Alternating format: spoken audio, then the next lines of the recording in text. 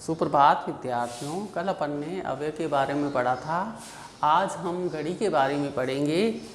घड़ी का चैप्टर होता है, देखो इसमें संस्कृत में समय के बारे में गणना की जाती है। समय को किस प्रकार से प्रदर्शित किया जाता है संस्कृत के अंदर इसके क्वेश्चन भी आते हैं। घटिका चित्र सहायन समय लेखनम।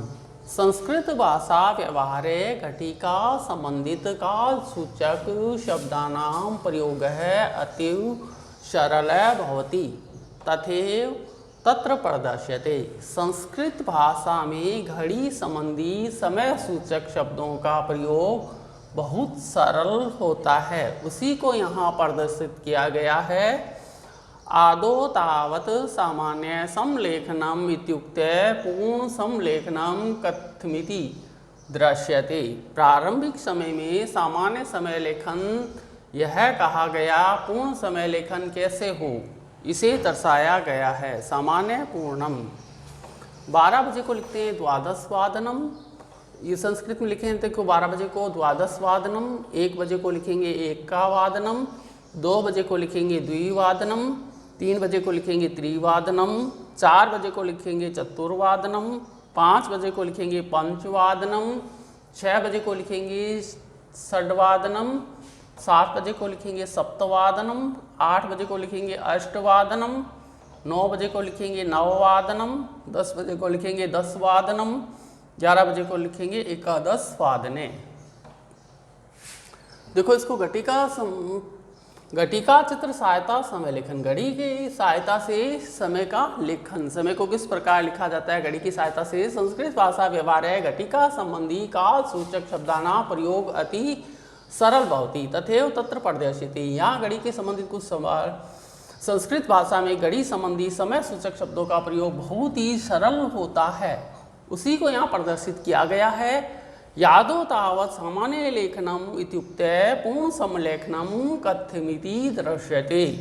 प्रारंभिक समय में सामान्य समय लेखन यह कहा गया, पूर्ण समय लेखन कैसे हो इसे दर्शाया गया है। सामान्य पूर्णम 12 बजे को लिखेंगे द्वादशवादनम, 1 बजे को लिखेंगे एकावादनम, 2 बजे को लिखेंगे द्विवादनम, 3 बजे को लिखेंगे त्रिवादनम, 4 बजे को लिखेंगे चतुर्वादनम, 5 बजे को लिखेंगे पंचवादनम, 6 बजे को लिखेंगे षड्वादनम, 7 बजे को लिखेंगे सप्तवादनम, 8 बजे को अष्टवादनम, 9 बजे को नववादनम, 10 बजे को दसवादनम, 11 बजे को एकादश वादनम।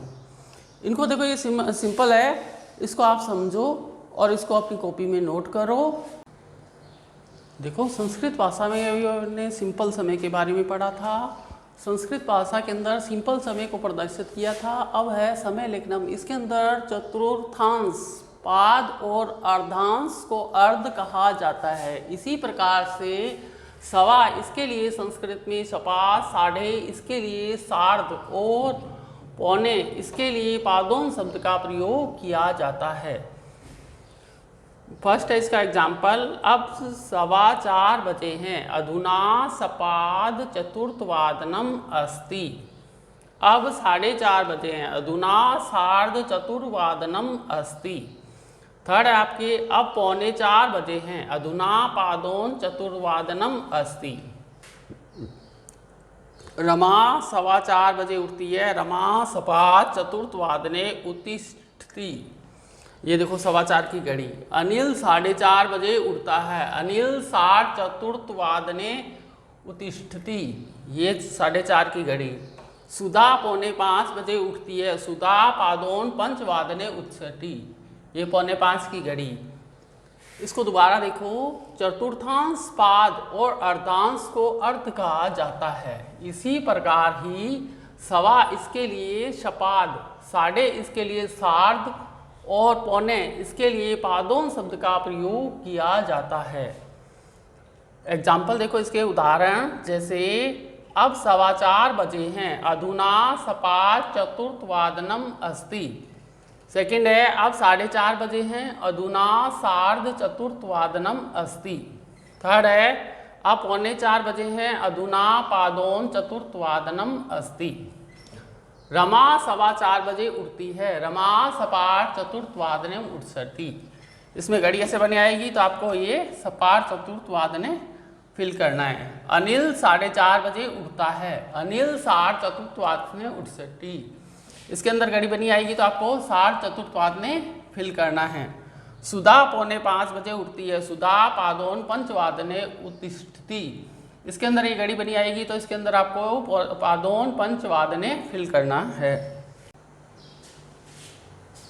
अब अपन देखो सपाद में सवा और सार्ध में साढ़े के बारे में पढ़ेंगे। सपाद होता है, सपाद में होता है सवा। जब घड़ी की बड़ी सुई 3 पर हो तथा छोटी सुई किसी भी अंक से आगे हो तो उस अंक को सवा कहते हैं।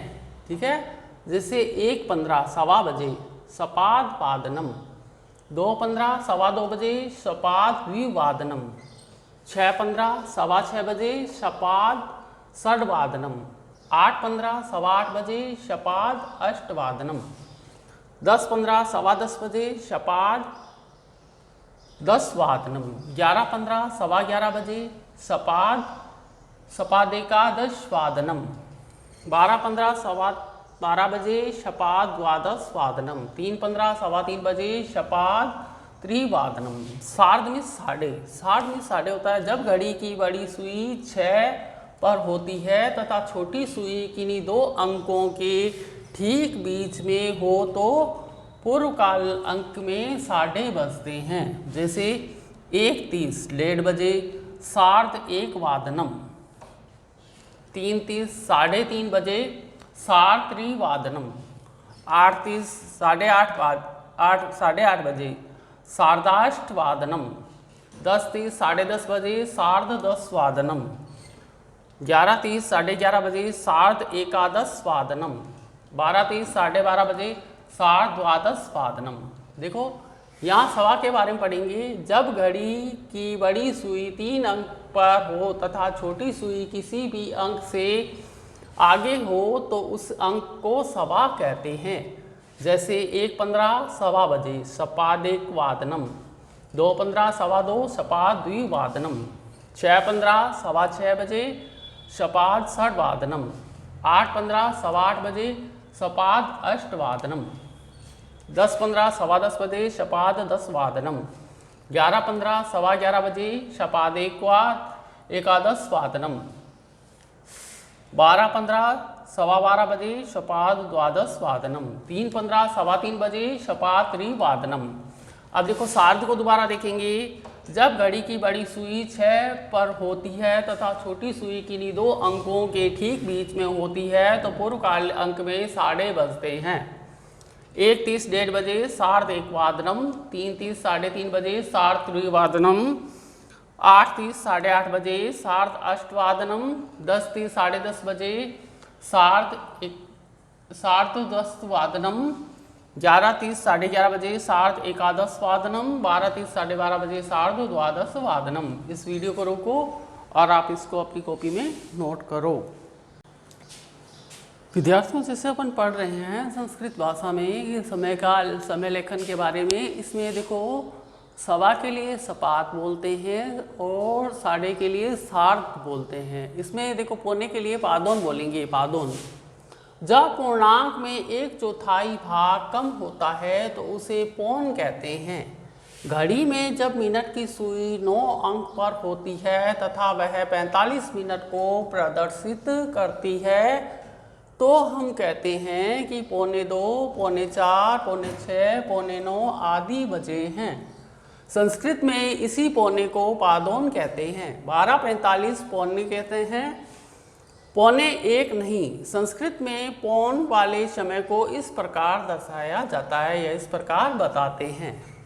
6:45 7:45 बजे पादोन सप्तवादनम, 8:45 9:45 बजे पादोन नववादनम, 1:45 2:45 बजे पादोन द्विवादनम, 9:45 10:45 बजे पादोन 10 वादनम, 11:45 12:15 बजे पादोन द्वादश वादनम, 12:45 पौने बजे पादोन 1 वादनम, 3:45 4:45 बजे पादोन चतुर्थ वादनम। इसको देखो दोबारा देखो। जैसे पौने को अपन पादोन कहते हैं, जैसे 4:45 बजे 4:45 बजे इस प्रकार से इसको पादोन बोलते हैं संस्कृत में।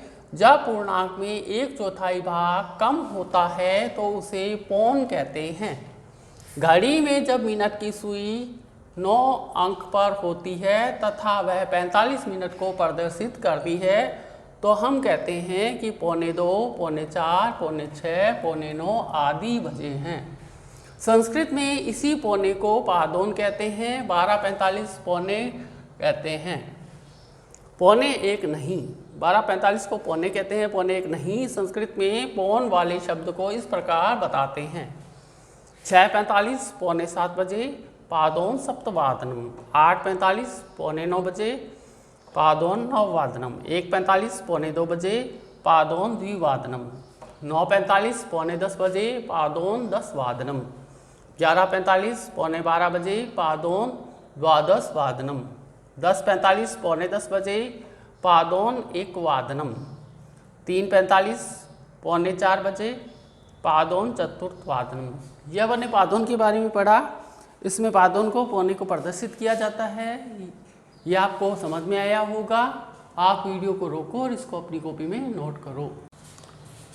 देखो अपन ने अभी सार्ध, शपाथ, सार्ध और पादोन के बारे में पढ़ा था। अब देखो कुछ समय ऐसा भी होता है जिसमें समय 9:10 9:08 इस प्रकार से प्रदर्शित किया जाता है। इसको कला या निमेष कहते हैं। संस्कृत में इसको कला या निमेष करते हैं। मिनट के लिए कला या निमेष शब्द का प्रयोग होता है। जैसे 5:10 5:10 बजे। इस अर्थ को जानने के लिए अंकों के स्थान पर 10 कालोत्तर पंचवादनम, 10 कालोत्तर पंचवादनम, 10 निमेषोत्तर पंचवादनम, 10उत्तर पंचवादनम अथवा 10 पंचवादनम ऐसे शब्द प्रयोग किए जाते हैं। जैसे या ऐसा शब्द प्रयोग किया जाता है। जैसे 9:08 हुए इसमें 12:04। अब कलाम अष्टकालोत्तर नववादने गच्छति। कलाम 9:08 पर जाता है। हामिद 20:उत्तर द्वादशवादने स्वपिति। हामिद 12:20 पर सोता है। संस्कृत में मिनट को पल अथवा कला भी कला कहते हैं।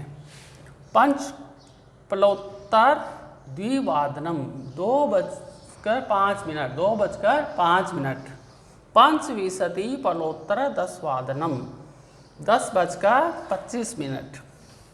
सप्तपलोत्तर षड्वादनम 6:07।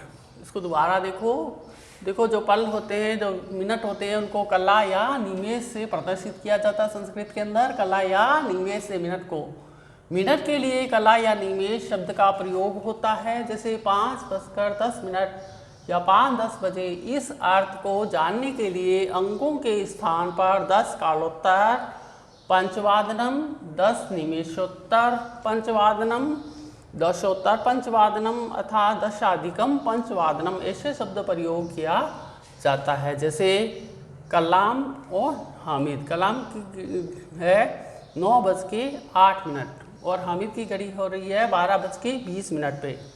कलाम अष्टकालोत्तर नववादने गच्छति। कलाम 9:08 पर जाता है। हामिद 20:उत्तर द्वादशवादने स्वपिति। हामिद 12:20 पर सोता है। संस्कृत में मिनट को पल अथवा कला कहते हैं। पल कहते हैं कला। पंचपलोत्तर द्विवादनम 2:05। पंचविंशति पलोत्तर 10वादनम 10:25। सप्तपलोत्तर षड्वादनम 6:07। देखो अधिक के लिए तो अपन ने पढ़ा था। अब है न्यून में होता है कम। जैसे 4 बजने में 5 मिनट कम है, 5 बजने में 5 मिनट कम है, 5 बजने में 10 मिनट कम है, 4 बजने में 12 मिनट कम है। इसको प्रकार के न्यून, उसको संस्कृत में लिखेंगे न्यून। 4:55 4:55 को लिखेंगे पंचकला न्यूनम पंचवादनम भी कहते हैं। इसको पंचकला न्यूनम कहते हैं।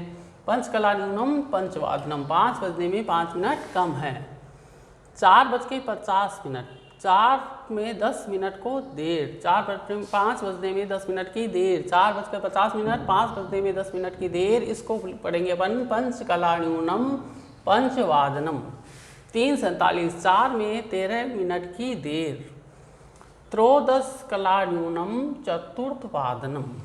अब देखो इसमें है आपके 5 बजने में 10 मिनट की देर है, इसमें 4 बजने में 13 मिनट की देर है। यदि 12 बजे दोपहर से पहले का समय हो तो प्रातः या पूर्वाह्न, तथा दोपहर 12 बजे के बाद का होता है सायं का तो अपराह्न शब्दों का प्रयोग करते हैं। जैसे प्रातः को अपन AM लिखते हैं और शाम को PM लिखते हैं, उस प्रकार से प्रातः 7:30 AM, पूर्वाह्न प्रातः 7:30 प्रातः 7:30 बजे, सायं 3:45 PM, अपराह्न सायं पादोन चतुर्थवादने, सायं 3:45 बजे।